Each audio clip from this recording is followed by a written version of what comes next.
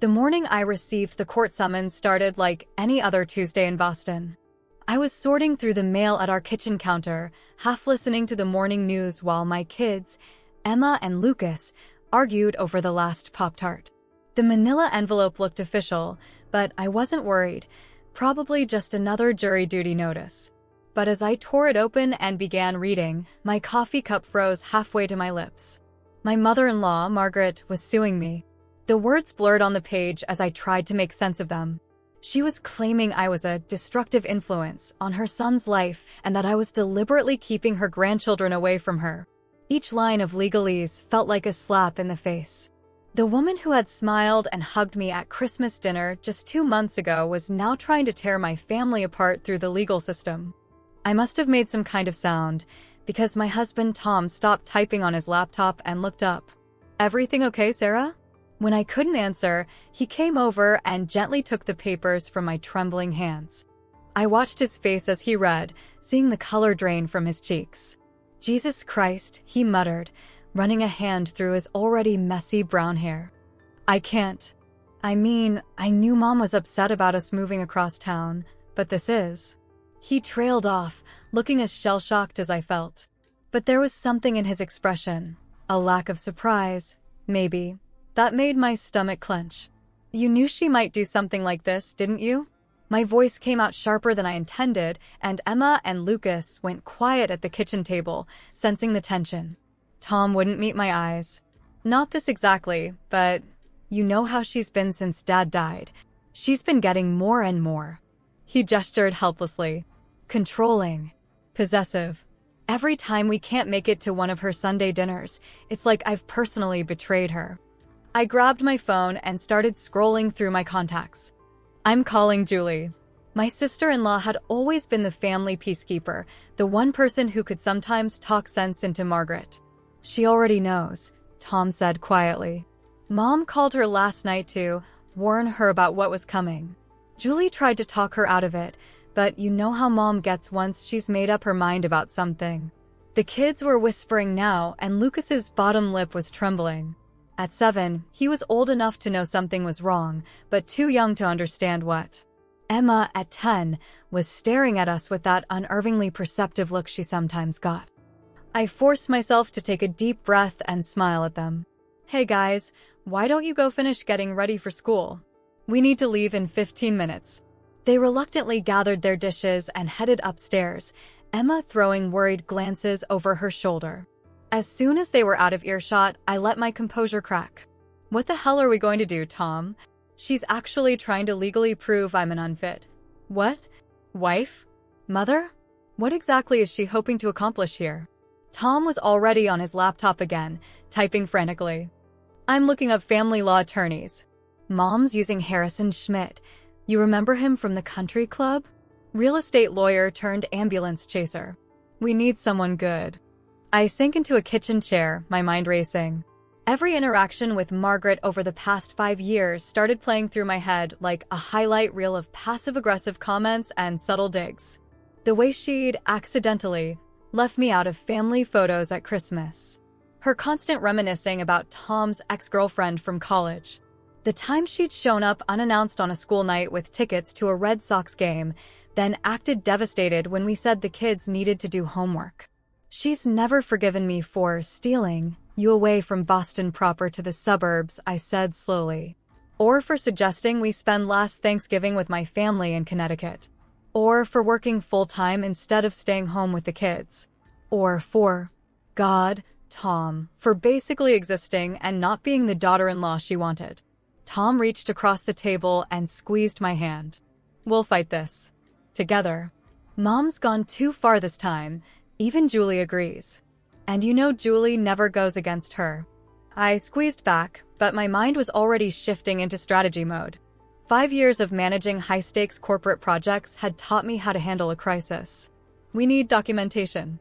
Every email, every text message, every voicemail where she's tried to undermine us. Remember when she told the kids' school she was their emergency contact without asking us?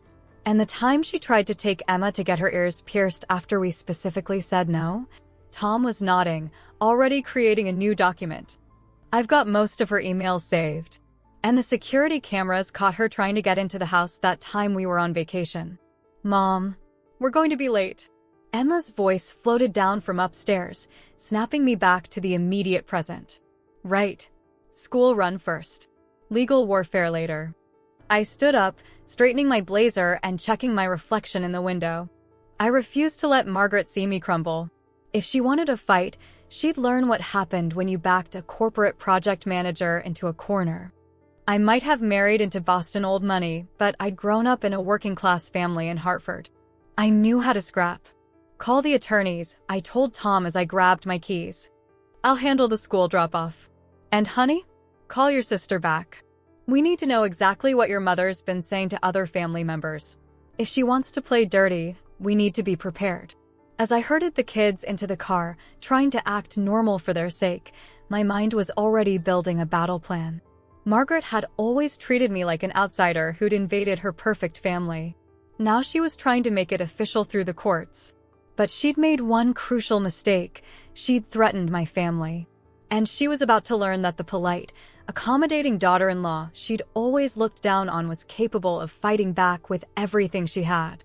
The Suffolk County Courthouse loomed before me, its granite facade gleaming in the crisp March morning.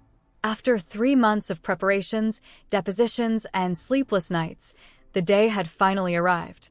I smoothed down my navy suit, the same one I wore for major client presentations, and felt Tom's reassuring hand on my back. "You ready?" he asked softly. Julie stood on my other side, her presence a silent statement of support that would infuriate her mother. She'd finally chosen a side, and Margaret wasn't going to like it. I nodded, gripping my leather. Portfolio tight enough to leave marks. Inside were all the documents our lawyer, Rebecca Chin, had helped us compile, evidence of Margaret's escalating behavior over the years. My hands were shaking slightly, but my voice was steady when I spoke. "Let's go show your mother what happens when she messes with our family." The courtroom was smaller than I expected, more intimate, which somehow made it worse. Margaret was already seated at the plaintiff's table with Harrison Schmidt, wearing a dove-gray dress that probably cost more than my first car. She'd styled herself perfectly for the role of the grieving mother and grandmother, subtle makeup to highlight her distress, pearls that had belonged to her mother, her silver hair arranged just so. When she saw Julie enter with us, her perfectly composed face flickered for just a moment. "All rise," the bailiff called as Judge Rosemary Martinez entered. I studied her as we sat back down, mid-50s, sharp eyes behind rectangular glasses, a reputation for no-nonsense efficiency according to Rebecca. She'd been unimpressed with Margaret's initial filing, but had agreed to hear the case. Harrison Schmidt rose first, straightening his bow tie. Everything about him screamed old Boston money, from his affected accent to his monogrammed cufflinks. "Your Honor, we're here today because a mother fears for her son and grandchildren. Mrs. Margaret Whitman has been systematically excluded from her family's life by her daughter-in-law, Sarah Whitman, who exhibits controlling and manipulative behavior." I felt Tom tense beside me, but we'd prepared for this. Schmidt painted a picture of me as an outsider who'd driven a wedge between mother and son, who kept the grandchildren away out of spite, who'd corrupted the family dynamics. He presented carefully selected photos showing Margaret at family events, always positioned at the edges, thanks to her own habit of sulking when she didn't get her way. He had testimony from her bridge club friends about how often she cried over missing her grandchildren. "Mrs. Whitman Sr. has attempted multiple times to mend this rift," Schmidt continued, his voice dripping with rehearsed sincerity. "She's reached out consistently, only to be rebuffed. Her only wish is to restore her relationship with her son and grandchildren, a relationship that has been poisoned by the defendant's influence." Rebecca touched my arm, our signal to stay calm. We'd known Margaret would play the victim. It was her specialty. I thought of all the times she'd used tears to manipulate Tom, all the guilty phone calls and tense dinners. Not today. When it was our turn, Rebecca rose smoothly. She was younger than Schmidt, Asian American, and deliberately not trying to fit into the old Boston legal scene. "Your Honor, what we have here is not a concerned mother, but a pattern of controlling behavior that has now escalated to legal harassment." She started with the most recent incidents, working backward.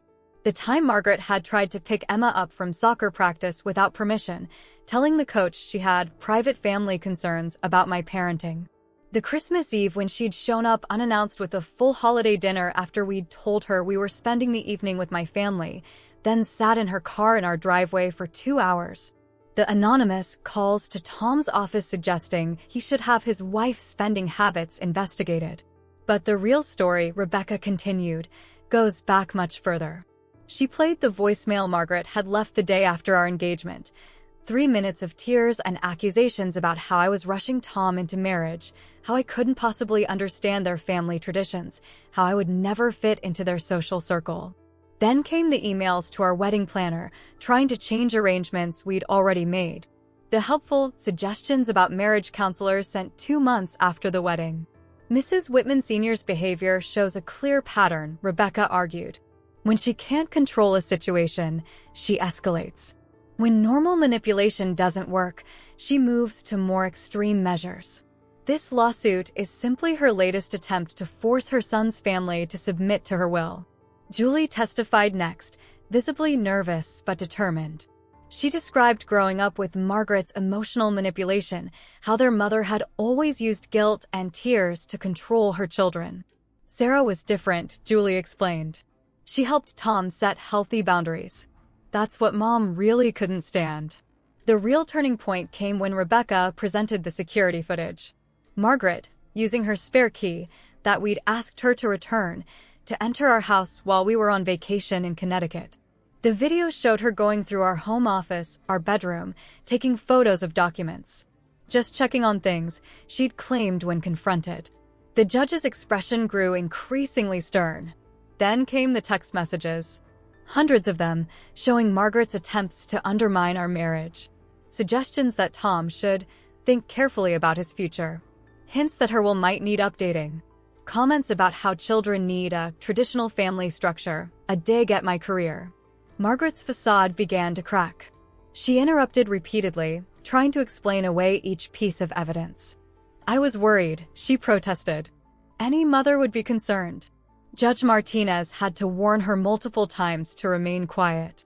The final blow was the recording from Emma's phone, a gift from Margaret that, as we discovered, had a tracking app installed. For emergencies, Margaret had claimed. Rebecca demonstrated how the app had been used to monitor our daughter's movements for weeks before we discovered it. Your Honor, Rebecca concluded, this is not about a grandmother's love for her grandchildren. This is about control. Mrs. Whitman Sr.'s actions demonstrate a disturbing pattern of boundary violations, emotional manipulation, and now, an attempt to use the legal system to bully her son's family into submission.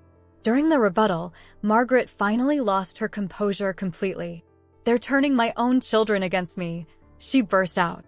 First Sarah poisoned Tom's mind, and now Julie's betraying me too. I just want my family back.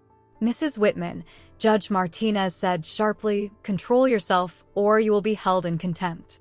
The judge's ruling was unequivocal. She not only dismissed Margaret's case, but issued a stern warning about abuse of the legal system. This court's time is valuable, Mrs. Whitman. Your claims are not only without merit, but appear to be part of a pattern of harassment. I strongly suggest you seek counseling to deal with your apparent inability to respect boundaries. Margaret sat there, tears streaming down her face, but they weren't the carefully calculated drops from earlier. Her mask had cracked completely, revealing the rage and frustration beneath. When Schmidt tried to help her up, she shook him off and stormed out of the courtroom. Tom was shaking slightly beside me. I grabbed his hand, and he squeezed back hard enough to hurt. Julie was crying quietly, years of pent-up emotion finally finding release. Rebecca was already discussing the restraining order we'd likely need, given Margaret's pattern of behavior. But all I could think about was picking up our kids from my friend Amy's house, where they were waiting to hear how their family's future would be decided. They deserved better than Margaret's manipulations and power plays. They deserved to grow up understanding that love doesn't come with conditions, that family isn't about control. As we left the courthouse, reporters from the Boston Globe were waiting. Apparently, the Whitman family drama was considered newsworthy. Tom stepped forward, shielding me from their cameras, but I touched his arm and shook my head. Let them see us walking out together, strong and united. Let Margaret see it too, wherever she'd gone to nurse her wounds. Ready to go home? Tom asked as Julie hugged us goodbye. More than ready, I replied. We've got 2 kids waiting to hear that everything's going to be okay. And it would be. Not perfect, not instantly healed, but okay. We'd stood our ground, exposed the truth, and protected our family. Whatever came next, we'd face it together. The day after the court hearing, I sat in our sunny kitchen, staring at my untouched coffee. The morning paper lay beside me, its headline making my stomach churn. Whitman family drama. Society matriarch's lawsuit reveals years of manipulation. At least they'd used a flattering photo of Tom and me leaving the courthouse. Emma wandered in, still in her soccer uniform from morning practice. Mom? Are you okay? She slid into the chair next to me, smelling of grass and sunshine. Is Grandma really never coming back? The question hit me like a punch to the gut. How do you explain to a 10-year-old that sometimes cutting toxic people out of your life is an act of love for yourself and your family? I pulled her close, breathing in the familiar scent of her strawberry shampoo. It's complicated, sweetheart. Grandma Margaret, she needs some time to work on herself. And we need some time to be just us for a while.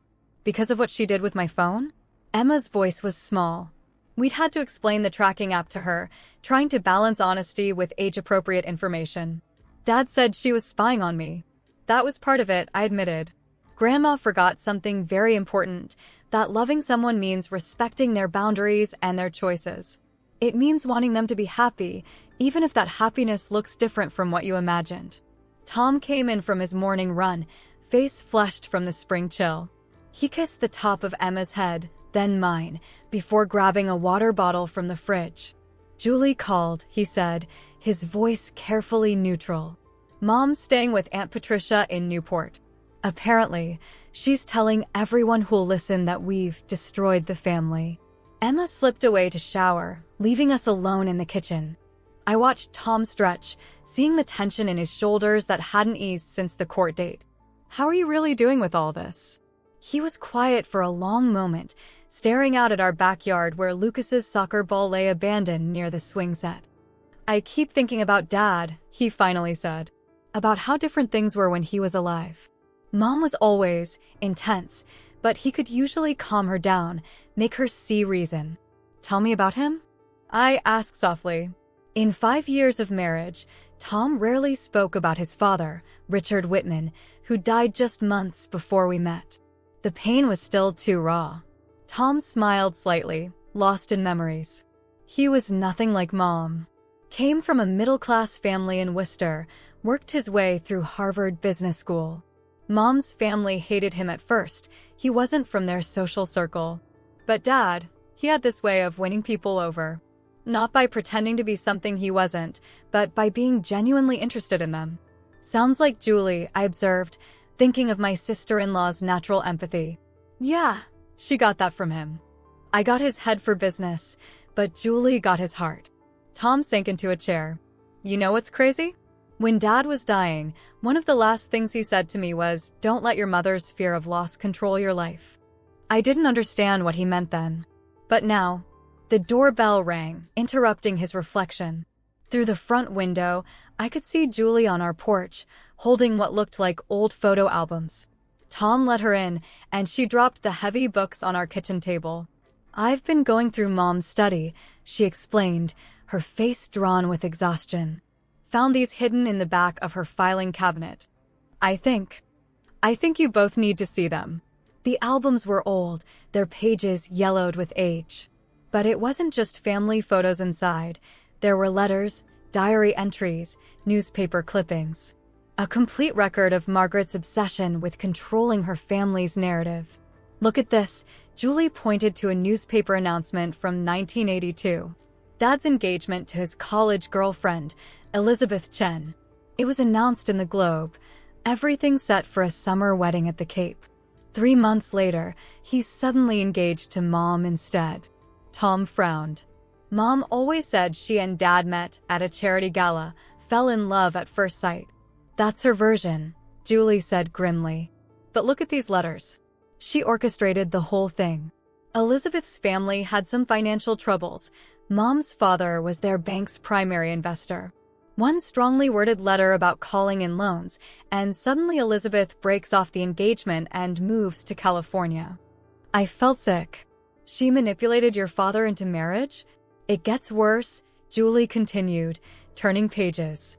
Every time Dad tried to break free, start his own business instead of joining her family's firm, take a job in New York, she had a way of making sure it fell through. Usually by threatening to expose some manufactured scandal or financial irregularity. Tom was reading one of the diary entries, his face pale. She wrote about how she had to save Dad from his poor choices. How she was the only one who knew what was best for him. He looked up at Julie. Did he know about all of this? I think. He figured it out eventually, Julie said softly. Remember those last few years? How he started spending more time at the lake house alone. I found this letter in his desk after he died, but I couldn't bring myself to show you then. She pulled out an envelope, the paper creased from repeated folding and unfolding. Tom read it silently, tears gathering in his eyes. I caught glimpses of phrases. I should have been stronger, protected you kids from her control, hope you'll find the courage I never had. He was planning to leave her, Julie explained. Had a lawyer, a new place in Boston, everything arranged. Then he got sick and, well, you know the rest. The weight of this revelation settled over the kitchen like a heavy blanket. So many things suddenly made sense. Margaret's escalating behavior after Richard's death, her intense reaction to Tom dating me, her desperate attempts to maintain control over her grandchildren. There's something else, Julie said hesitantly. Mom's been seeing a therapist, Dr. Lewis, for years. Not for help, for ammunition. She records all their sessions, then uses the insights to better manipulate people. I found the tapes. Stop, Tom said abruptly, standing up. I can't hear any more right now. He walked out to the backyard, hands shoved deep in his pockets. I watched him through the window, my heart aching. He needed to know the truth, Julie said quietly. We all did. Mom's never going to change unless she's forced to face what she's done. But knowing doesn't make it hurt less, I replied, thinking of my own children upstairs. How do we protect Emma and Lucas from this legacy? Julie reached across the table and squeezed my hand. By doing exactly what you're doing. Setting boundaries. Showing them what healthy love looks like. Breaking the cycle. We spent the next hour going through more of the albums, piecing together the full extent of Margaret's manipulation over the years. Every major family decision, every relationship, every career move, she'd had her fingers in all of it, pulling strings from behind the scenes. When Tom finally came back inside, his eyes were red, but his voice was steady. We need to take this to Rebecca, he said. Get everything documented legally. Mom's not going to stop just because she lost in court. This proves she's been playing the long game for decades. What about the rest of the family? I asked. Your cousins, aunts, uncles, they should know the truth too. They might not believe it, Julie warned. Mom spent years cultivating her image as the perfect society matron. This could split the family apart. Maybe it needs to split, Tom said quietly. Maybe some things need to break completely before they can heal properly. I stood up and wrapped my arms around my husband, feeling him lean into me like he was finally letting himself rest. Above us, we could hear Emma and Lucas laughing at something, their voices bright and untouched by all this darkness. We'll protect them, I promise, Tom. Your father wanted to break free of her control, and now we have the chance to finish what he started. We'll make sure our kids grow up knowing they're loved for who they are, not for how well they play their assigned roles. Julie gathered the albums, leaving copies of the most important documents with us. As she left, she hugged us both tightly. Mom's going to retaliate when this all comes out, she warned. Be ready. But for the first time since this whole nightmare began, I wasn't afraid of Margaret's reaction. The truth was finally out, ugly and painful, but real. She'd spent decades weaving a web of manipulation and control, but webs can be broken. We had proof now, not just of her recent behavior, but of a lifetime of calculated manipulation. Looking at Tom, I could see the same determination in his eyes. We'd protect our children, honor Richard's memory, and finally break free of Margaret's toxic influence. The truth hadn't just been unveiled, it had set us free. Rebecca Chen's office overlooked the Charles River, but I barely noticed the view. My attention was fixed on her computer screen as she played the video footage recovered from Margaret's cloud storage. The timestamp showed last Thanksgiving, the holiday we'd spent with my family in Connecticut. Margaret hadn't just entered our house that day, she'd methodically photographed our personal documents, installed hidden cameras, and even downloaded files from our home computer. "This is beyond family drama now," Rebecca said, pausing the footage.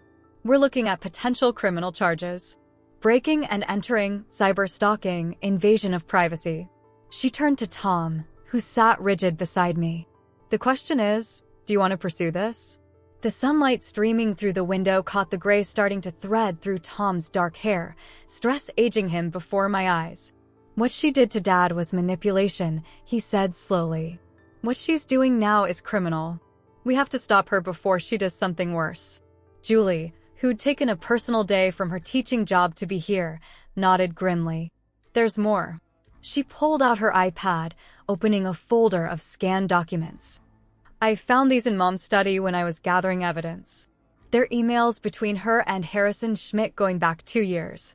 She's been planning this lawsuit since Emma was born." The emails revealed a carefully orchestrated campaign.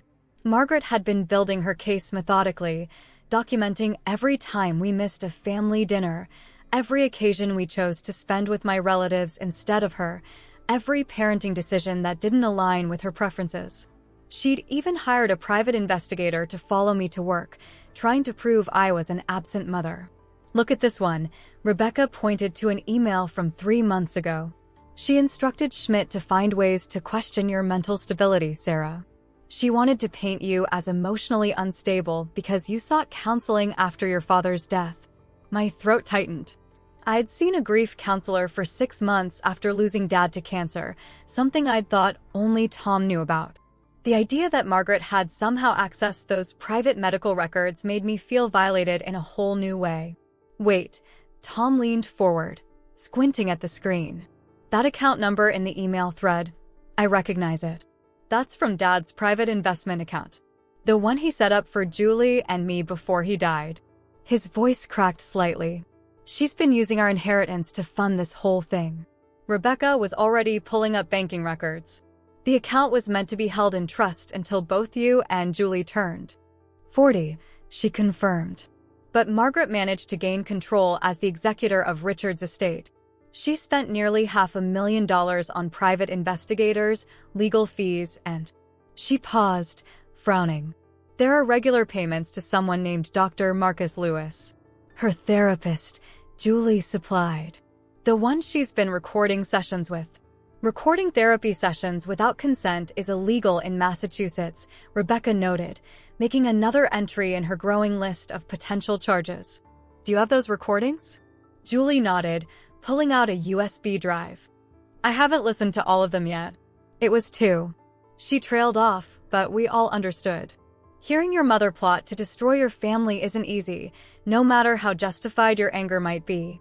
Rebecca plugged in the drive, and Margaret's voice filled the office. "Of course I love my grandchildren. That's why I need to save them from Sarah's influence. She's turning them into strangers. Did you know Emma wants to play soccer instead of taking ballet?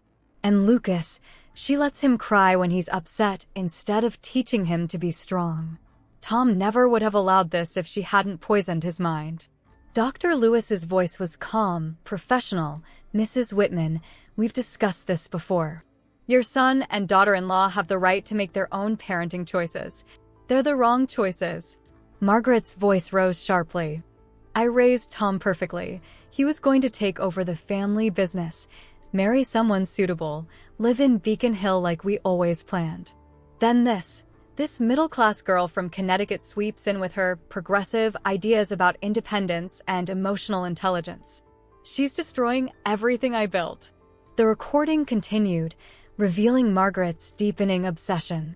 She'd created detailed plans to rescue her grandchildren from our influence, including attempts to get Emma transferred to a private school without our knowledge and arrangements for Lucas to spend summers with her for his own good. "There's something else," Rebecca said quietly, opening another file. "Margaret's been writing letters to Child Protective Services, trying to build a case against you. They were never filed. Even Schmidt thought that was going too far, but the intent was clear." I felt the room spin slightly. Tom grabbed my hand, his grip painfully tight. The idea that his mother would go so far as to try to have our children taken away, it was beyond comprehension. "We found this in her desk," Julie added, sliding another document across the table.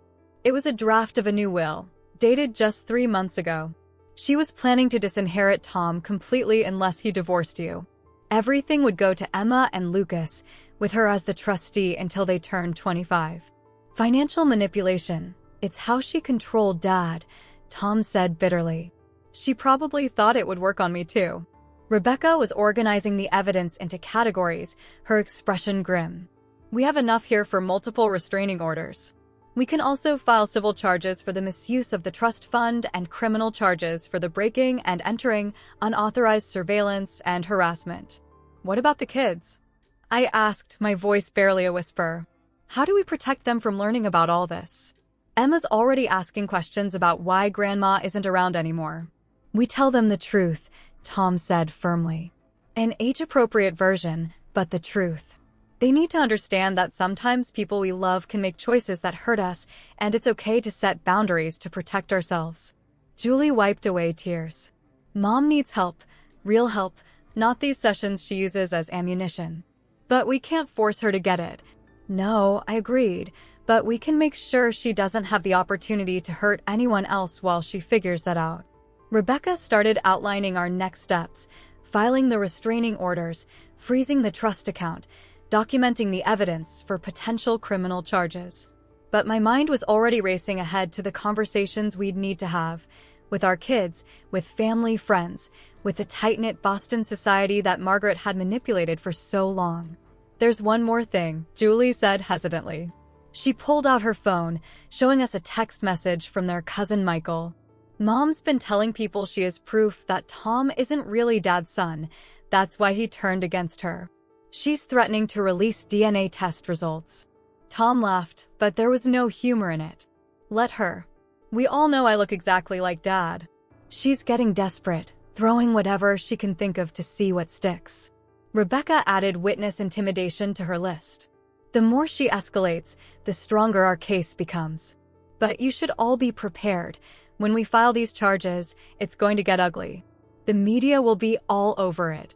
I thought about our peaceful suburban life, about Emma's soccer games and Lucas's piano lessons, about the careful balance we'd built. Margaret's actions threatened to shatter all of that. But staying silent, letting her continue her manipulation, would be worse. "We're ready," I said, looking at Tom and Julie. They nodded, united in this like we'd never been before. Whatever happens, the truth needs to come out.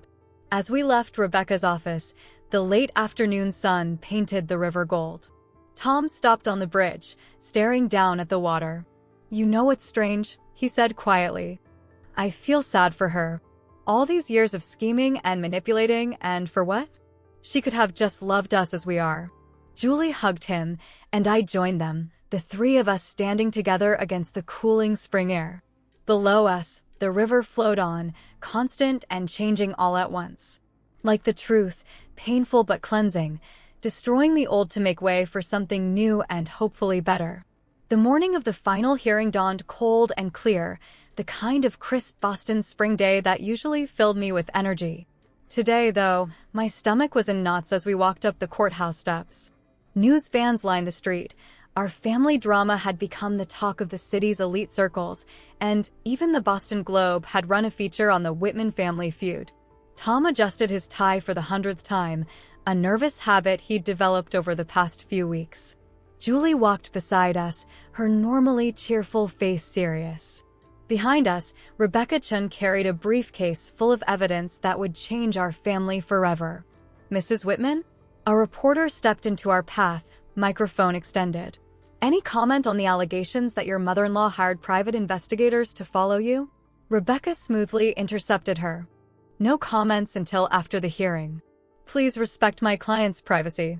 The courtroom was packed. Margaret's social circle had turned out in force. I recognized faces from charity galas and country club events, all trying to maintain their carefully neutral expressions. But there were supporters on our side too. My parents had driven up from Connecticut. My college roommate Amy had taken the day off work to be here, and several of Tom's colleagues from the investment firm sat in the back row. Margaret sat at the plaintiff's table, still playing the role of wounded matriarch. But her perfectly coordinated outfit and practiced tragic expression couldn't hide the tension in her shoulders or the way her hands trembled slightly as she arranged her papers. Harrison Schmidt looked distinctly uncomfortable. He'd tried to withdraw as her counsel after the evidence of criminal behavior came to light, but Judge Martinez had denied his request. All rise, the bailiff called, and Judge Martinez entered, her expression giving nothing away. She'd spent the past week reviewing the mountain of evidence we'd submitted, the surveillance footage, the therapy recordings, the financial records, the emails plotting against our family. Before we begin, Judge Martinez said, settling into her chair, I want to make something very clear. This court has seen a disturbing pattern of behavior that goes far beyond typical family disagreements. What started as a frivolous lawsuit has revealed serious criminal conduct. Mrs. Margaret Whitman, you should be aware that my ruling today will be forwarded to the district attorney's office for potential criminal prosecution. A murmur ran through the courtroom. Margaret's face went pale, but she kept her chin high, every inch the Boston society dame who believed she could never truly face consequences. Schmidt stood, sweating slightly.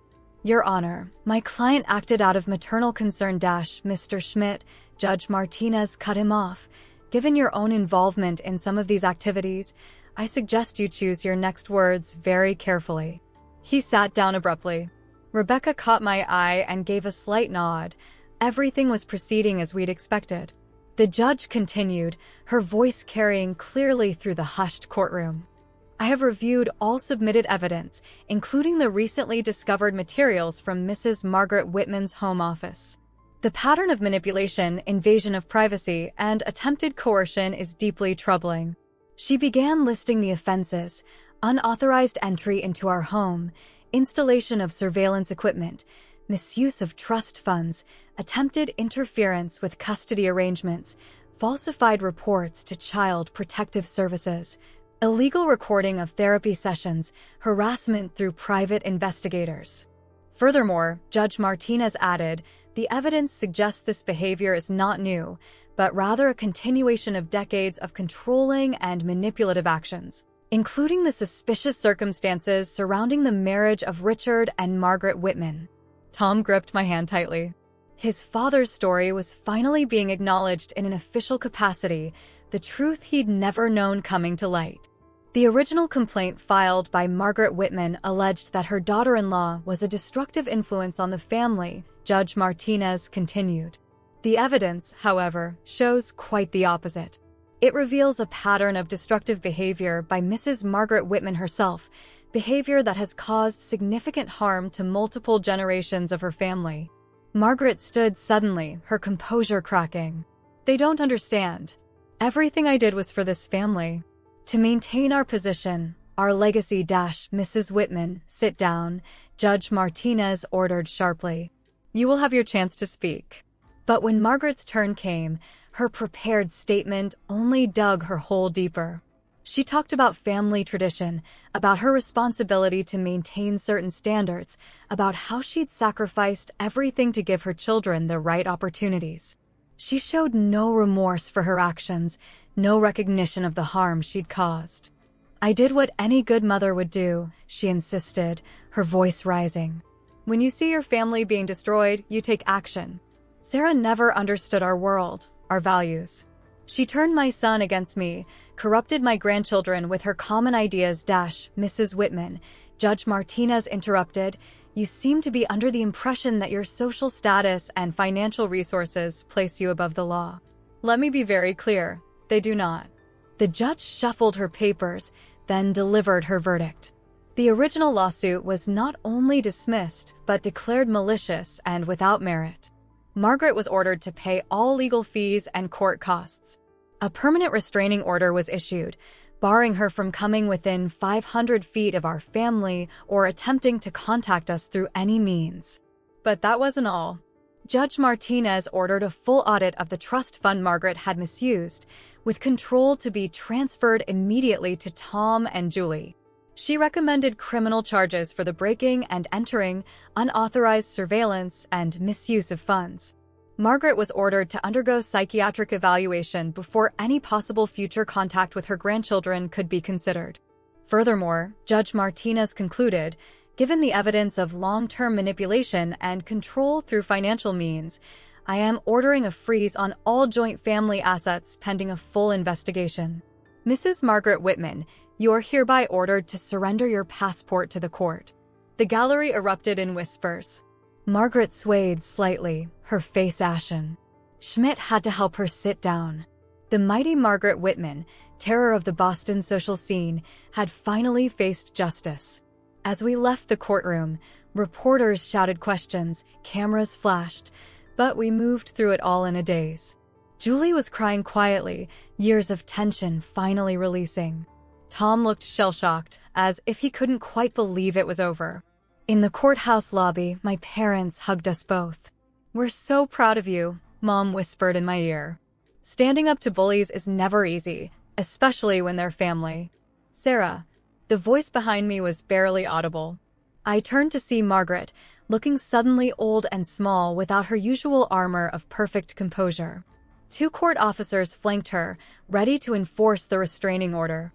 I hope you're happy, she said, but the usual venom was gone from her voice.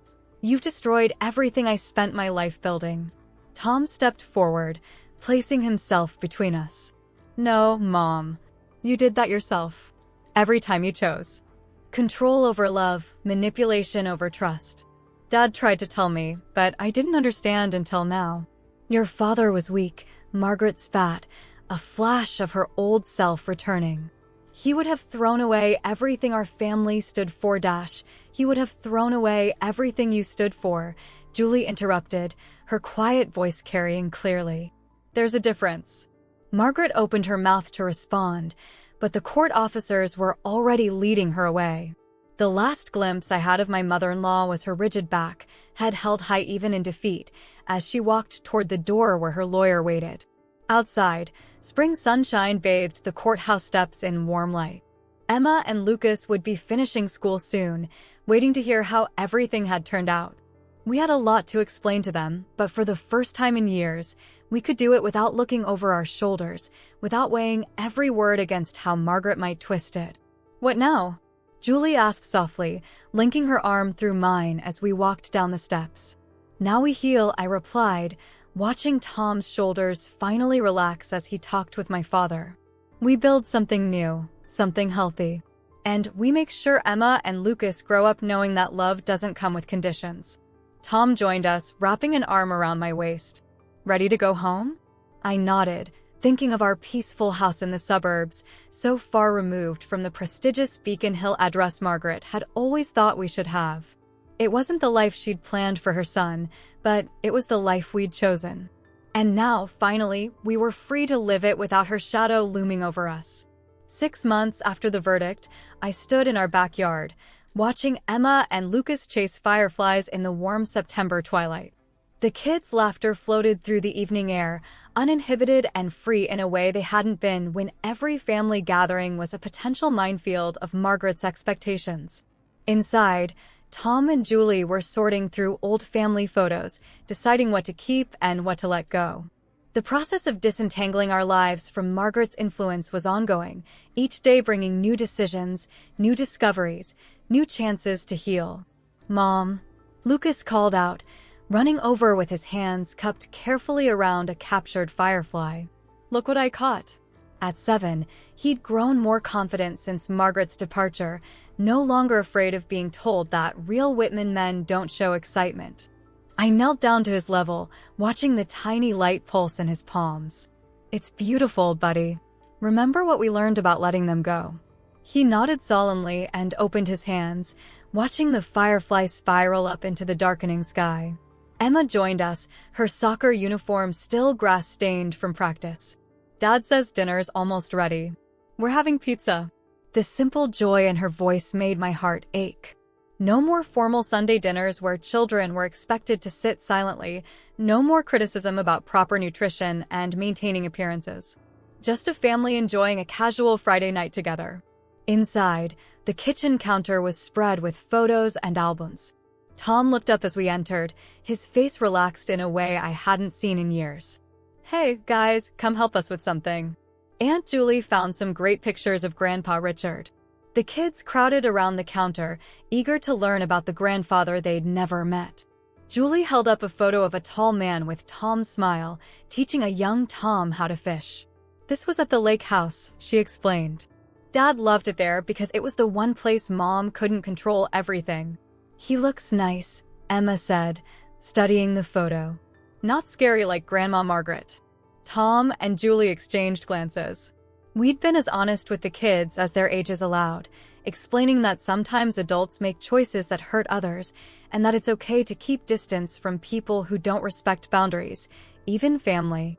He was nice, Tom confirmed, pulling Emma close. And he would have loved watching you play soccer and hearing Lucas play piano. He believed in letting people be themselves. The doorbell rang, our Friday night ritual of pizza delivery. But this time, there was an extra figure on our porch. My throat tightened as I recognized Patricia, Margaret's sister, standing beside the delivery person. Tom tensed, but I squeezed his hand. The restraining order didn't extend to other family members, though we'd kept our distance from most of Margaret's side of the family since the trial. I know I should have called first, Patricia said after I'd paid for the pizza and invited her in. She looked older than I remembered, more worn. I needed to talk to you all. The kids disappeared upstairs with their pizza, sensing adult conversation coming. Patricia sat at our kitchen island, turning a water glass in her hands. Margaret's in treatment, she said finally. Real treatment this time, not just those sessions she used for manipulation. After the criminal charges were filed, her lawyer arranged a deal, intensive therapy in lieu of jail time. Julie's hand shook as she reached for her own water. Is it helping? Patricia's laugh was tired. She's angry. Feels betrayed. Doesn't understand why everyone can't see that she was just trying to protect her family. But she paused, choosing her words carefully. Last week, she said something different. She asked if she was like our mother. Tom inhaled sharply. Their grandmother had been notorious in Boston society, a woman who'd driven away 3 husbands and alienated most of her children through her controlling behavior. Margaret had always insisted she was nothing like her mother. The therapist thinks that's progress, Patricia continued. Recognizing patterns. She has a long way to go, but... She looked at Tom and Julie, her eyes bright with tears. I should have seen it sooner. Should have said something when she started with the private investigators and the lawyers. She's my sister. I thought I was protecting her. Like she thought she was protecting us? Tom's voice was gentle, understanding in a way that surprised me. It's what our family does, isn't it? Sacrifice truth for appearance, enable bad behavior in the name of loyalty? Patricia nodded, wiping her eyes. I'm trying to break that pattern with my own kids. That's partly why I'm here. Margaret, she's not allowed contact with you, but she wrote letters.